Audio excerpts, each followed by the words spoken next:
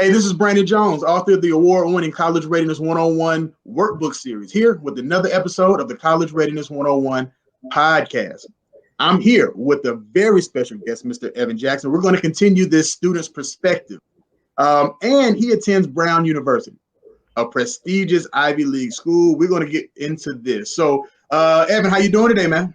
Man, I'm doing well. Excited to be here. Thank you for having me. Well, thank you for joining me today. So for my listeners who may not know who you are, tell us a little bit about yourself.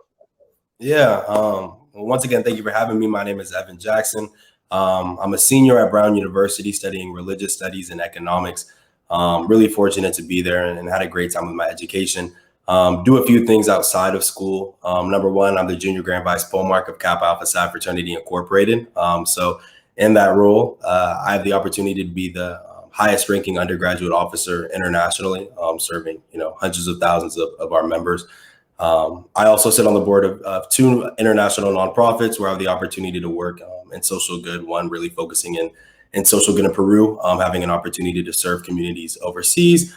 And then finally, I'm the founder and COO of Intis Care. It's a healthcare technology company that focuses on providing software analytics tools to geriatric organizations. Really there, we've had an opportunity to grow, expand, now servicing thousands of patients across the country, dozens of healthcare facilities, and have an opportunity to complete 2 institutional fundraising rounds. Man, let me tell you, you are doing some great things for yourself. And you see, I got my shirt on for you, man. We got to represent for the Nukes, man. Let them know. Yeah, man. So I appreciate that, man. And so you're a very busy young man, very successful young man already. So I talk to our students and parents about, just the college preparatory process, just being a college student, what it's like. And so that's what we're going to talk about this episode, right? It's just kind of what is it like. So how did you settle on Brown University? Now, like I said before, it's an Ivy League school. How did you settle on Brown? How did you get to Brown? What was that like? Yeah, most definitely. So for me, I would say the Ivy League was never really in the picture. That wasn't something that I ever imagined I had the capability of doing, or not the capability, but the opportunity to do. It's something, for, folks who get a lot of luck involved, and have an opportunity to have even the idea of going there. And so really, I was able to get there through sports. So for me, football, I love football, but it wasn't something that I wanted to do forever. But I understood at a pretty early age that was a mechanism for me to be able to advance myself, and use it as an opportunity to get somewhere that I didn't believe I had the opportunity to get to. And so that's what I did. So my senior football season, I played well, got some interest from quite a few Ivy League universities and some schools in that kind of category. And so I went to visit, had an opportunity. The schools flew me out, got a chance to go from school to school to school. But when I was there, I made sure to ask the same question to the students on every campus. Why do you love going to school here? It's a simple question, but I got some pretty interesting answers. And I'd hear things like, oh, the education is incredible, or the name of the school, some pretty pretentious stuff. But one thing I heard consistently at Brown was the people. The people are what make the school. And for me, I'm a very community-based person, and that's really important to me. So to hear from the students themselves that it was the people who was making their experience what it was, and to see the smiles on their faces, people outside on the green, messing around, playing volleyball, having a good time, looking like there was a true friendship. I was like, this is the place for me. Despite it having, 20-degree winters and me being from Texas, I was like, I could push through it for this. And then I ended up there.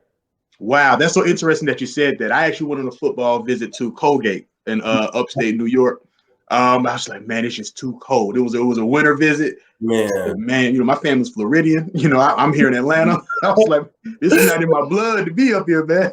Man, well, they were smart. They had me up there in March or April. So they wait. And then it was a January visit for me, man. It was snow all over the sidewalk, man. It was crazy. So I said, yeah, I can't come this far to be this cold. If they have me up here in January, I might still be in Texas. Yeah, absolutely, man. Okay, all right. So sports got you there. That's really cool, because there are a lot of students who don't get a chance to play at the next level, let alone at Ivy League school, getting the education that you're getting, right? And so that's a blessing in itself. So, okay, all right. So I ask all of our students, our college about this. I asked them about their college preparatory process. This is the big thing for me, right? So I prepare students for college. This is, I think, the best way for us to kind of advise students by people who are kind of just a couple of steps ahead of them, right? So what was like your college preparatory process? What was your high school counselors doing? What were you and your parents doing? Were you doing a lot of stuff on your own? Like what did that process look like for you? Yeah, no, great question. And one thing I want to start off by saying here is that, the college preparatory process doesn't start your senior year. It doesn't start your junior year. It's starting from the time that you get in. They're looking back at those grades from the entire time, looking back at your transcripts, your records, your involvement. And so I think, making sure that you're keeping your grades to a satisfactory level and making sure that you're involved in as many aspects as you can is really important in preparing you for those applications. But more so, once the application process came, we had a couple of school counselors, helped us. I made sure to really focus on writing quality essays. I think that people forget how important the essay process is there.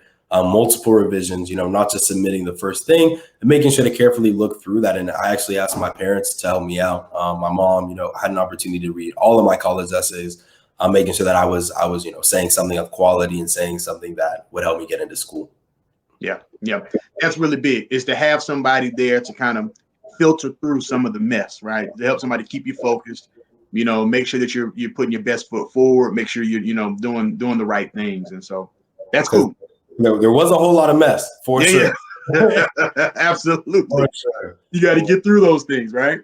Okay. All right. Just two more questions for you. And so I also ask students kind of what did they learn about themselves. It's funny because I tell students all the time is that I went to school for criminal justice and forensic science. I can't tell you 10 things, that I learned in my program, but I can tell you what I learned about myself. Like I learned, how determined I can be. I'm a hard worker, what I will and won't put up with. I learned a lot of things about myself while I was at school. But what have you learned about yourself while you've been in college? That's a great question. I think one thing that I've learned about myself is that when I commit myself to something, I'm very dedicated in staying with something. That was something that I didn't necessarily know. I think that's something that was building in me most definitely through football, and that commitment to football. But football is so time consuming, especially when you get to this level, that I never really had an opportunity to see what I could do when applying that same energy and that same skill set to somewhere else. And so as soon as I left the football team after a couple of concussions, we started to build this company. And then I started to get more involved in Kappa and started to get more involved in this nonprofit space. And that wasn't something that I ever imagined was something that I could do and have an opportunity to be in these spaces. And so, it gave me a lot more belief in myself. When I was leaving football, I was worried. I was nervous. This was such a big part of my identity. I was always Evan the football player. And so I think as I think about encouraging, the folks who are listening to this call and getting into colleges, you aren't one dimensional. You just have to have an opportunity to try multiple different things. And you'll see that, you're great at many different things and have the opportunity to do different things. Just because you've been doing one thing your whole life one way doesn't mean that necessarily you can't do, something else and have an opportunity to succeed in something else. So stepping away from football taught me that, I have these abilities to do well in different things. I have this dedication, and it really taught me to believe in myself when I wasn't as confident. Yeah. Man, to be that student athlete, man, the time, the pace of being a student athlete is ridiculous, right? So yeah, I totally understand where you're coming from with that. If I had the time to do all of the other things that everybody else had the time to do, where would I have been? Right. Exactly. But I love, the discipline and everything that, the sports, specifically football, did for me, man. It was a valuable teacher. So yeah. And I will add, especially in terms of football and leaving, my schedule didn't change all that much. I still had to get up early, still do my work, but it was still applying those same principles. I wasn't dropping football for nothing, and I encourage folks, if you leave one thing, don't necessarily just drop it for nothing, but find another, constructive area to spend your time and focus in. And that's what I was able to do. Absolutely. Okay. All right.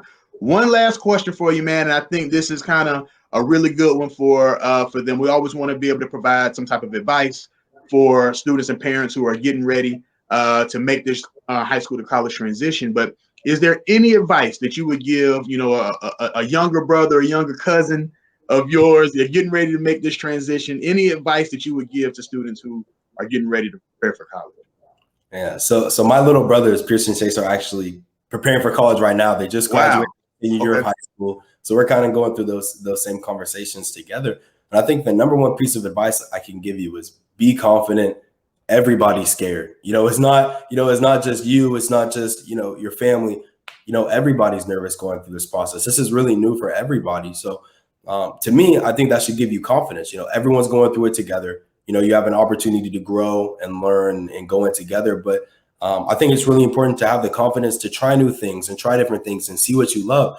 For me, I came in as an economics major. I had no idea that I would be interested in religious studies. And, just off a whim, deciding to take a couple of classes, being confident that this was something that, was worth the time and that was worth, investing in myself in that way. And now it's my major. And so I definitely recommend folks to be confident, get involved, meet new people. I think for me, the best part about college is just like the folks who, to bring it back around, just like the folks who were talking to me when I came up to campus. Now I see the most beautiful part of this is really the people you meet, the family you create, the community that you build, because that's what's going to stick with you. Just like you said, you might not remember two things about being a criminal justice major, but I'm sure you remember the people. I'm sure you remember the memories. I'm sure you remember those experiences, but you won't have them unless you get out, you're confident, and are willing to try new things and get out of your comfort zone.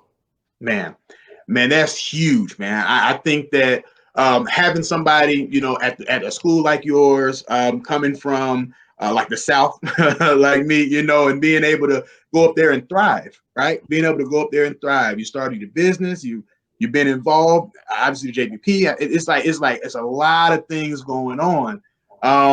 And so I'm excited. I'm excited for everything that you're doing. So let's go ahead and close this one out. Are you free to stick for another one? Of course, man. All right. I appreciate that, man. So if you like what you're hearing and you want to learn more, you can subscribe to this YouTube channel and my podcast at College Readiness 101. You can also follow me on my social media accounts at College Readiness 101 on Instagram and Facebook. We look forward to speaking with you next time.